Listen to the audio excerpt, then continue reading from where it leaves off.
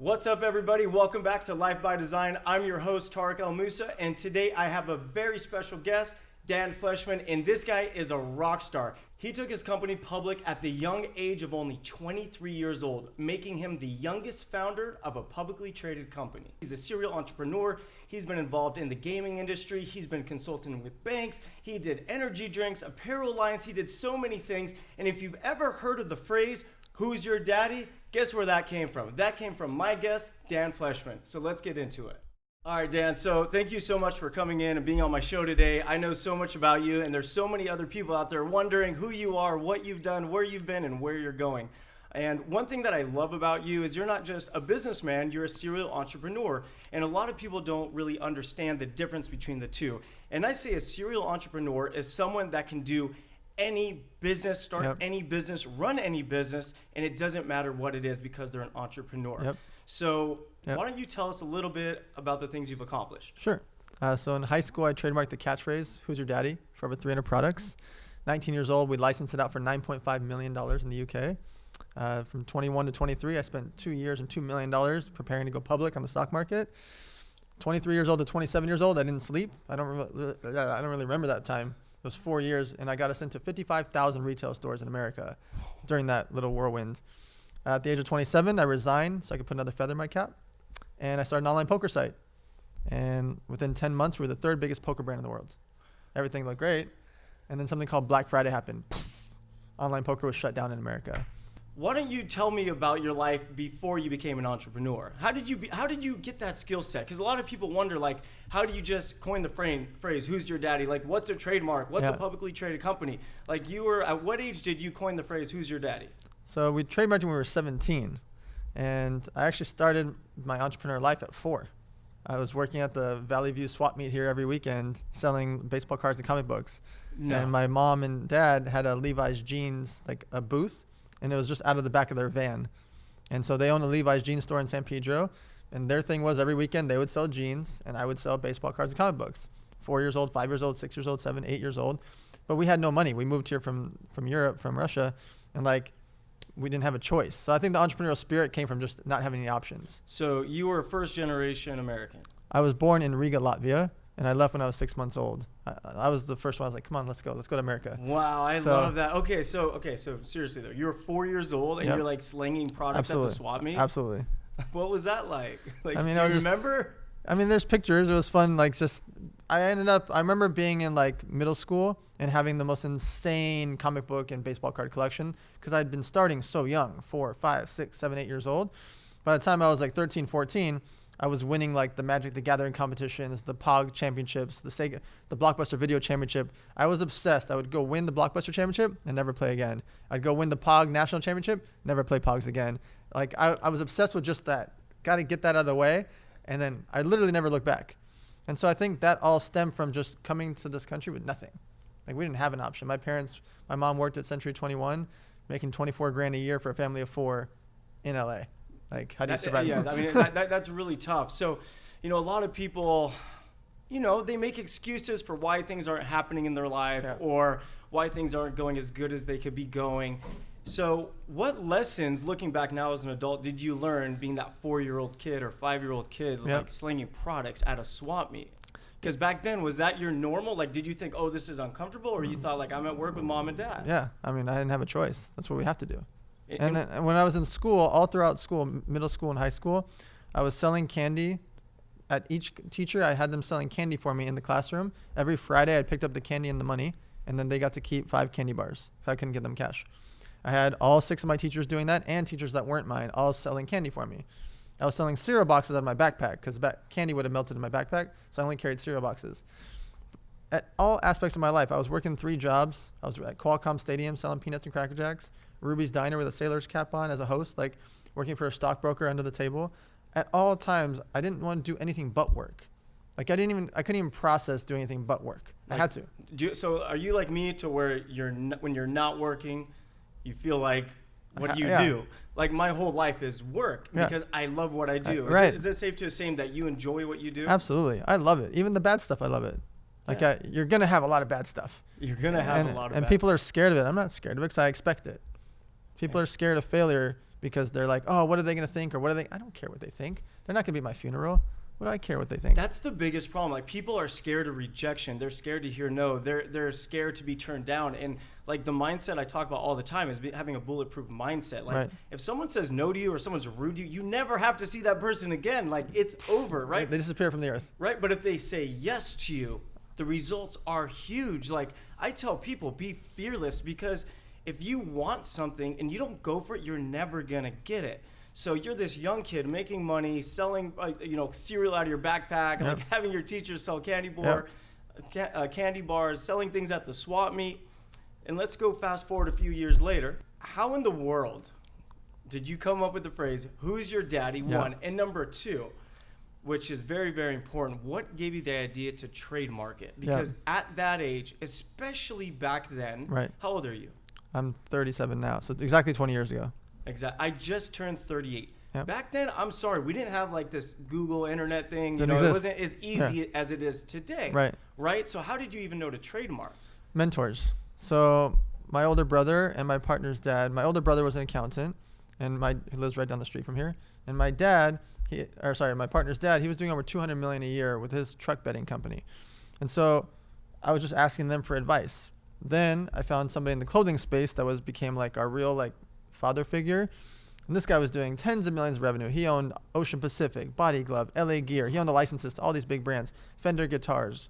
Like, he owned Da Vinci sportswear, like English Laundry button-ups. Like, he owned all these cool brands and the licenses. And so I saw what I was getting screwed over on. And then when I got to him, I saw my entire life change.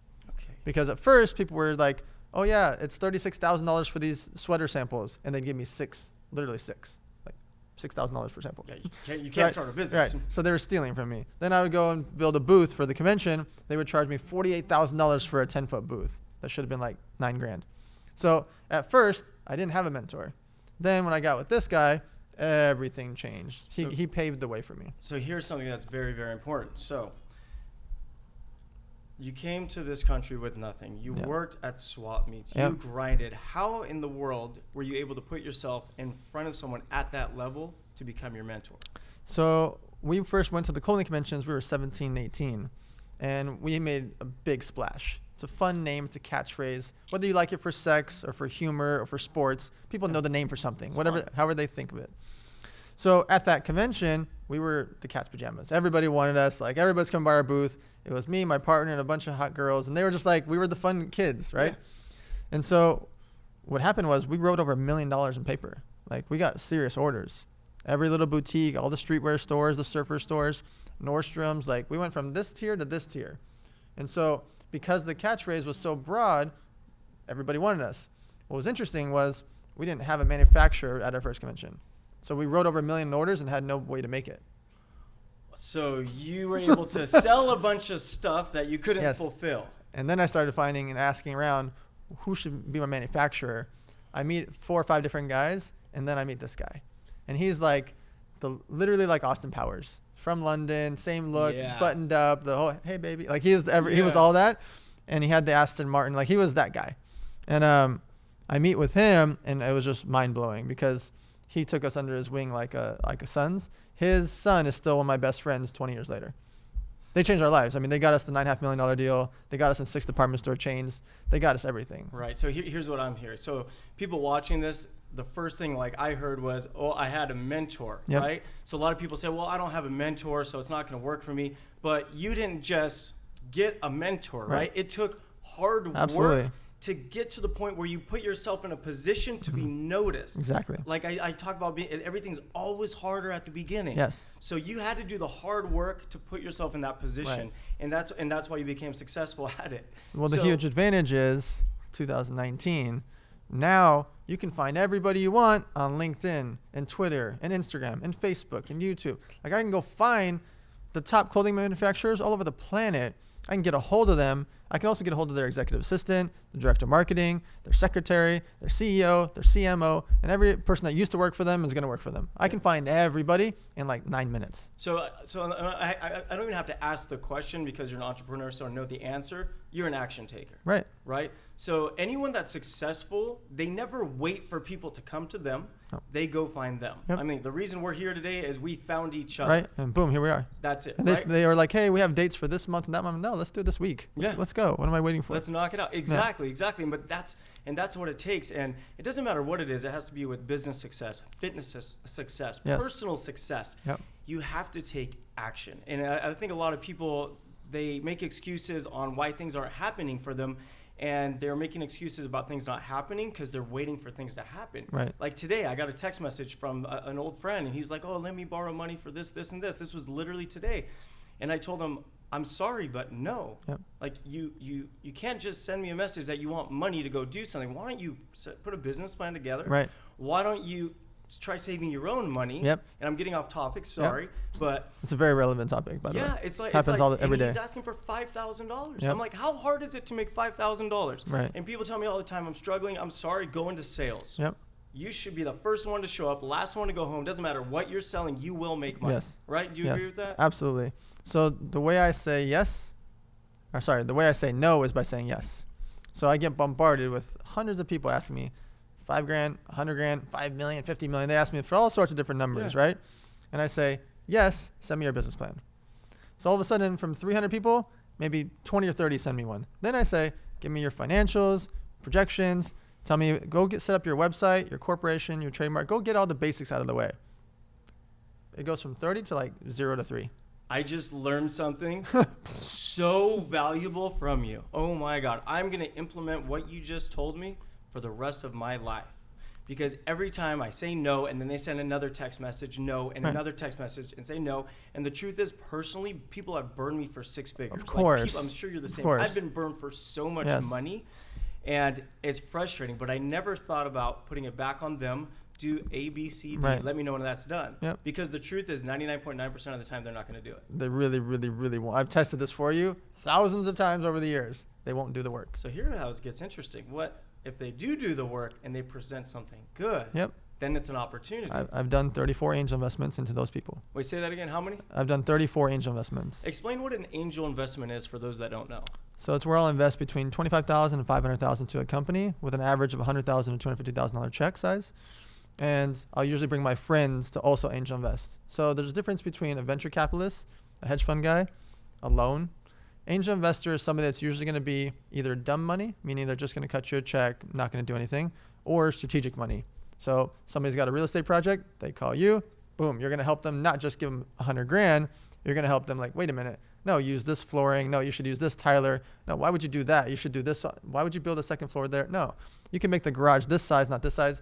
So you're a strategic investor in your category. But if you invested into a restaurant, for example, you eat at restaurants, but maybe you're not an expert in restaurants, right?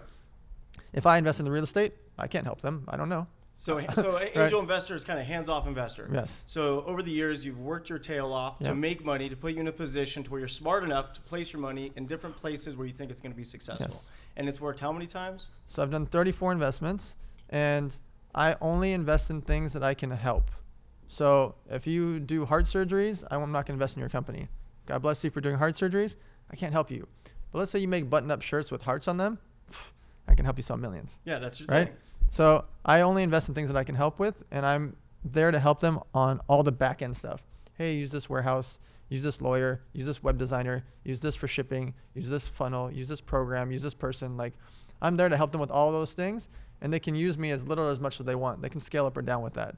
I love that. That is really, really cool. That was such a good lesson I learned today because I'm seriously going to use that forever. Awesome. So who's your daddy? Yep. We are pretty much the exact same age, and my entire life, going back to high school, remember saying, who's your daddy? Yep. Right? It's fun to say. You're the guy that trademarked it. Yep. You went public at 23 years old. Yep. Right? When did you start making money with it? So we actually started making money when we were 18. We had done over $1 million in orders. By 19, we got that $9.5 million licensing deal with Starter Apparel for the UK. We got into 6 department stores. So we had some good business doing 7 figures, low 8 figures in revenue with the clothing. And then when we were 23 to go public, that was for the energy drink division. Same catchphrase. But I realized that Red Bull, Monster, Rockstar, they all had that thick cough syrup taste to them. So I wanted to make the best tasting drink. I was like, going to be the biggest one, want to be the best tasting one. Yeah. And if I do that, I can carve out a niche. Within a year, we were in like 8,000 stores. We were really moving. We had Budweiser, Coors, Miller, Pepsi as our distributors. And the actual Orange County Budweiser was our very first distributor. No. That company got us 21 Budweisers, and away we went. So I spent those next 4 years getting us into 55,000 stores and just not sleeping. And there was no social media. So I was sponsoring NASCARs. I was sponsoring the Utah State Fair. It was called the Coca-Cola State Fair for 16 years. And then it was called the Who's Your Daddy Energy Drink Utah State Fair for the next 2 years. And so I was just using creative marketing tactics because there was no social media then. So I did that till I was 27. And that's when the switch happened. I decided, you know what? I've been doing this from 17 to 27. I want to start a poker site. I'm going to move to a place called Malta. Never heard of Malta. Set up my gaming company there. Where's Malta? Exactly. It's like a little tiny speck in the UK. Oh, so you literally left the United States. I put on a backpack and I went and rented a hotel room for 2 nights and then found a lease and then lived there for a couple of years. Okay, so you made a killing off Who's Your Daddy. Yeah. And then you had this, of course, it's a perfect transition from Who's Your Daddy to online gambling. No. Right? So what made you think it would be successful? Because let's be honest. Sure. You're talking about 2 different worlds, different industries. Like, they don't relate at all. So I saw a big void in the market because there was 2 huge 800-pound gorillas, Poker Stars and Full Tilt. But number 3 was a company called Bodog, and they started focusing on sports betting and stopped doing poker. So now the cool category was gone. There was nobody that was the cool kids. So I thought, what if I go sign Dan Bilzerian and Playboy Playmates like Sarah Underwood and DJ Steve Aoki, and then go get all these poker pros together and have the celebrities and influencers and DJs mixed with the poker pros and build a lifestyle brand. And that's what I did. So I gave some of them equity. I sold some of them equity. I put up a couple $1 million and I started a poker site. And literally in 10 weeks, we were live. Like live. Like you went from concept to live yes. in 10 weeks. Yes. KPMG accounting. It was wild. How much were you working, by the way? Because I always wonder, like, how many hours a day were you putting in when you were doing this? I mean, I didn't do anything else. I don't know. All of it. Really? Like you lived it. Yeah. That's what people ask me. Like, how many hours a day do you work? I'm like, all of them. If I'm awake, yeah, I'm working. Yeah. I live it.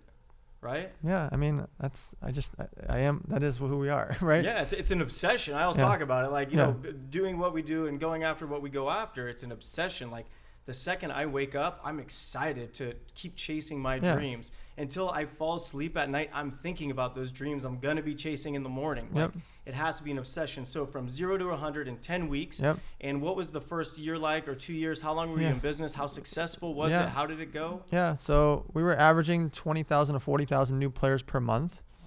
There were some times we'd get almost 100,000 new players. I was like, it was crazy sometimes because something would take off. Like, some poker pros were playing on TV. Some Bilzerian would make a video with 16 million views. Like, something would happen and all of a sudden we'd have a huge spike. But I wasn't spending anywhere near what my competitors were. Full Tilt was doing $4 million a day in revenue a day. Wow. Poker Stars over $9 million a day. So I started a company with $2.4 million up against these guys, right? And it worked. And on month 10, we were the 3rd biggest poker brand in the world. We had the biggest team. Like, it was fun. It was cool. I love this about you right now. So I always come up with different businesses and different business ideas, and I own many different companies. And anytime I've talked about starting a new company or doing something new, everybody always says, oh, well, blah, blah is already doing it. So I said, I don't care what blah, blah is doing. Mm-hmm. So, like, most people would have been like, oh, Poker Stars and Full Tip Poker, you can't compete. But of course you can, because who cares about them? There's always room for new blood. I always say this. There's someone today that's in kindergarten. Yes. That's going to be 1,000,000 times more successful than both of us. Absolutely. Somewhere in the world. Absolutely. They're going to accomplish things that we, in the same space. Like, I talk about real estate, right? There's a house flipper out there today that is going to outflip me tenfold. Sure. That's the reality of life. But that's what keeps me going. That's what keeps me motivated, because I know that they're chasing. I know it's coming. Yep. So I love that about you, man. So there was 550 poker sites when I launched. There was 900 energy drinks when I launched. I don't care. I didn't want to be the biggest poker site. I want to be the coolest. I didn't want to be the biggest poker site. right? Like I wanted to be the best tasting energy drink. I wanted to be my niche. When the hoverboards came out, there were so many hoverboards that came out. I did 5.4 million in 4 months, spending $0 just by being better than the other hoverboards. That's it. It's amazing. Nothing. Like I'm really like truly enjoying this right now because everything you do what you want to do. Meaning you're not worried about your competition. You're not worried about what others are doing. You learn from them. You learn from them. I know what people like and don't like because of them. And here's one thing I say, right? They are a huge success, yes. which means there's more space in the market. Right. If something's already successful, just build another one. I'm going to tell you something that's going to blow your mind. Ready? You know how many people pitch you and they're like, man, nobody else in the world is doing it. I would literally never invest in that. It's too late. There's 8 billion humans. If nobody, what do you think? There hasn't been hundreds of trillions of ideas in the last 100 years? If nobody else is doing it, there's a reason. Let me just tell you. That's a very good point. That's a very good point. So you did really well on the online gambling, and I used to be big into online gambling 2007 and 8, and then I remember the laws changed and overnight, bam. Boom. So what happened to your company? So April 15th, 2010, I believe it's called Black Friday, and the world came crashing down. And my competitors were shut down. I wasn't. So by default, I'm one of the biggest brands in the world by myself. I didn't want to win that way. And so I realized that these sites were not going to be able to cover the money to pay back the players themselves because the government had seized their money. 16 bank accounts in different countries, all their money was seized, bazillions of dollars. So what I did was I went on the offensive. The next 4 days, I did a bunch of interviews, and I showed, look, KPMG Accounting, Wells Fargo, here's all the account balances, and I paid back everybody in the world within 4 days. Man. Not an easy decision, but the only decision, if that makes sense. Meaning, I'm losing an 8-figure company overnight, and I could have technically kept it going in the UK and just closed America, but I didn't feel comfortable in the space because my competitors weren't going to pay everybody back. They didn't have the money to pay everybody back. And so it was going to be a big black eye. So what I did was pay everybody back those next 4 days so I could sleep at night. And then later on, once it gets regulated, I can make a decision.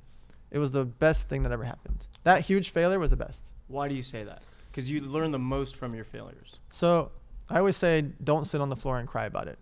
Like, that was a real good reason to cry. April 15th, I should have sat on the floor and just, right? Well, I just lost an 8-figure company overnight due to my competitors' failures. I didn't fail. No. Scoreboard's a scoreboard. I failed. Doesn't matter how it happened, who did what, they did this. I could blame everybody. I failed. It's over, right? Now, what do? Do I cry? No. I went on the offensive, and because I went on the offensive, I got hired by 4 land-based casinos to consult for them. I got hired by Morgan Stanley to consult for them. So all of a sudden, my personal life, I started getting all these clients to help rebuild myself because I just lost an 8-figure company. And that led me to become the good guy in the space. And you went to Harvard or Yale? I mean, I've spoken at Harvard a couple years ago.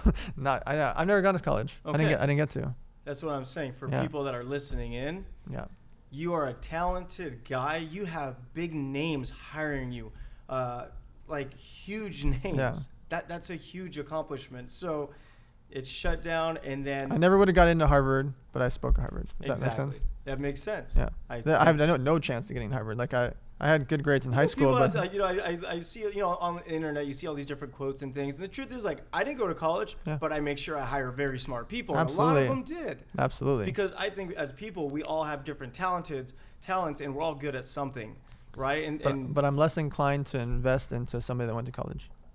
That went or didn't go? That went. Really? Why is that? I've actually never invested into a college graduate. Really? Yeah. I would hire all the college graduates to be employee number 3 and employee number 7. That's a lot of times college is a great training tool to build a corporate career. Because I feel like that kid from Harvard that's got those amazing grades and he's the valedictorian, if I give him $500,000 to go start a company and after 6 months it doesn't work, he just goes and gets another job. Yeah. What's he care? He can go work for Microsoft or Facebook or you, and he just gets a good job, and that's it. I give a kid that grew up in Long Beach $500,000, there is no failure. There is no failure. There's no other option. Exactly. If he loses that money, it's over. He's not going to get another $500K from somebody else. We have very, very similar mindsets. And we're not knocking college at all. No. I think college is great. Both my kids are going to go to college. It's going to be a fun experience.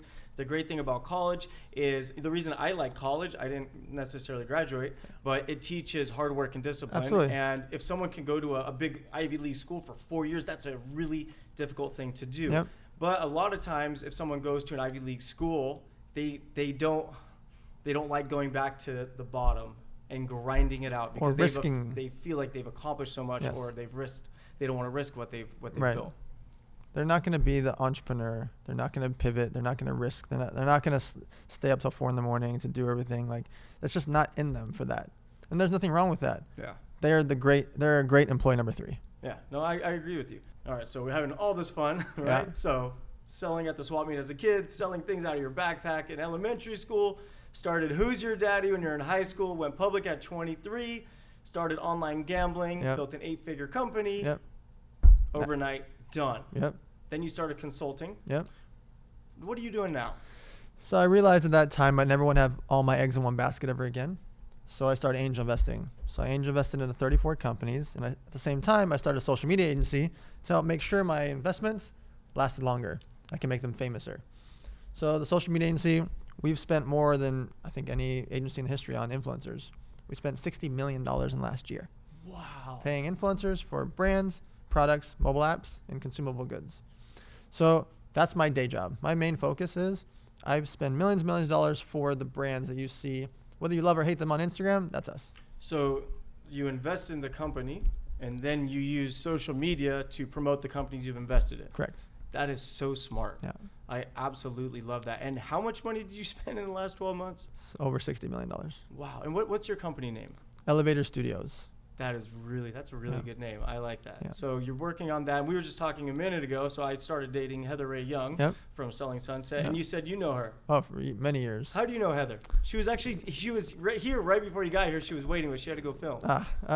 Because Sarah Underwood, one of the other playmates, she's really good friends with her, and I started working with them years and years ago. Sarah was one of the faces of my poker site, and then Jessica Berciaga and all these other playmates were like always around. Working on different brands, and I was paying them to post about poker, beverages, apparel brands. We run most of the female fashion brands campaigns on social media, and we do it for the tea companies and the teeth whitening, all these different brands. And so it was just natural. We have over 600 influencers we work with, and 200 or 300 of them are models. Man, that is really, really cool. So let me ask you this. Out of everything you're working on right now, what is the most exciting thing? Like, what excites you? What are you working towards? And my main excitement is my charity. This is our 8-year anniversary. We make backpacks for the homeless with 150 emergency supply items inside. It's a 0% charity, so I cover 100% of the overhead. And that, to me, giving out thousands and thousands and tens of thousands of backpacks to the homeless, I feel like that's my thing. I'm going to do that forever. That is amazing. And let me ask you, what made you decide to start doing that? So about 8 years ago, I just had kept raising money for other people's charities. And I would give them $150,000 on a Sunday, and I'd never hear from them on Monday or Tuesday or Wednesday or ever again. And that started happening multiple times, like after a big charity poker tournament. Oh, I raised them $271,000. This is amazing. Never hear from them again. And it's not to say that they did something wrong with the money or did this or that. I wanted to see cause and effect. Yeah, you're hands-on guy. And I wanted to see it so I could also showcase to the people that just donated money on my behalf or to my event for them. And so I still do those, but I only do it for my friends. I'll help Steve Aoki with his charity poker tournament. I'll help certain characters with their charity poker tournaments. But for me, I wanted something that if somebody donated $100, they can do it themselves. I'll send them a backpack with 150 items inside. They can put on 14 pounds of supplies and go hand it to a homeless person, or go to a teen abuse shelter, a women abuse shelter, or an orphanage. I wanted something that people could just donate and see it in real life right away. Man, that is incredible. I love everything about today's interview. Thank you. I didn't know what to expect going into it, and I had a great time. I love that you're giving back, and I love that you're doing the charity work. I work with different cancer foundations and charities, and I do a lot of red carpet events and things like that. So that's one of my passions too. And at the end of the day, we work so hard to, do all these great things, but it's nice to share. Absolutely. Right? Like a lot of people, like the best feeling in the world is like spreading not the wealth. What's the word? Not the wealth. It's just spreading what you've earned, right? And it feels good because people need help out there. Like it is a tough dog world, and to be able to help these people, that's a huge thing. Absolutely. So we're focused on not just the money part of it, because I don't really raise money for my charity. I raise awareness. And I think that if we inspire people to go to charity events. We inspire people to throw their own events. We inspire people to get 20 of their friends together and go fill up little Ziploc bags and go give it out. Like, we inspire people to do those things. That's the real change. I don't need people to donate to me or my charity. You can go make a backpack. You can go fill up a Ziploc bag. You can go get supplies. You don't need me for that. I'm just the fast forward button. I want to inspire tens of thousands of humans to go do this every month. I love that. Because I want them to go inspire millions. Right. It's just like social media, right? Yep. It's a chain reaction, right? Like everybody will start doing it. And you want everybody to jump on this bandwagon. And that's why so many people in your positions, celebrities, philanthropists, so many different people are always promoting charity and giving back and helping others because other people jump on board. And it's a huge cause that we all need to get involved with. Absolutely. Especially today with the cost of living and how the world is. Like people need help. And like that's one of the reasons, I do what I do, is to share knowledge and experiences and stories. Like I can guarantee some of the conversations we just had are going to change someone's life. Amen. Like even for me, like one lesson I learned today is how to react when someone pitches me a business plan, because I've never done any angel investing. All the companies I have, I've started with business partners myself. Like I've never hands off invested. So, and let me ask you a question. Like, how did you get into the position where you started angel investing? Did you start calling people? No, they started calling you. So I started throwing angel investment events called Elevator Nights. So the social media agency is Elevator Studios. I started throwing Elevator Nights. These are 300 people to 1,000 people per event, completely free. So I pay for everything. There's no tickets, no sponsors, nothing. And what happens is I have 12 companies pitch on stage, and then there's 300 plus investors in the room, and they can invest and work with them directly, not through me. And I feel like by doing that, tens of thousands of jobs will arise in America because of those investments. Millions and millions and millions and millions of dollars is invested in those companies. They go hire more people. Bada bing, bada boom. We got more jobs. And so for me, it's like my excuse and my way to give back to the community. We've thrown 36 of those elevator nights. And so what happens is I get 300 or 400 applications, and I narrow down to 12. And then from there, I cherry pick and say, you know what? Company number 4, I think I saw the crowd, the way they reacted. I'm going to invest also. And if I invest into them, a bunch of my friends will invest into them also because they know how picky I am. Yeah. And then they get their full funding round. That's it, man. Well, I loved everything about today. I loved your story. I love your drive. I love what you've accomplished. Thank you. I love that you are so young and you've done all these like crazy big things. It's super inspiring for all the people tuning in and watching. And I just had a great time. So I wanted to thank you. I appreciate and it. That's awesome. Thanks for having me. Absolutely. I'll say bye to everybody, guys. Thank you so much for tuning in to Life by Design. This guy was amazing today. We had some fun conversations. We learned a lot of valuable lessons, and we heard some really cool stories about the one and only guy who coined the phrase, "Who's your daddy?" Until next time, thanks for tuning in to Life by Design.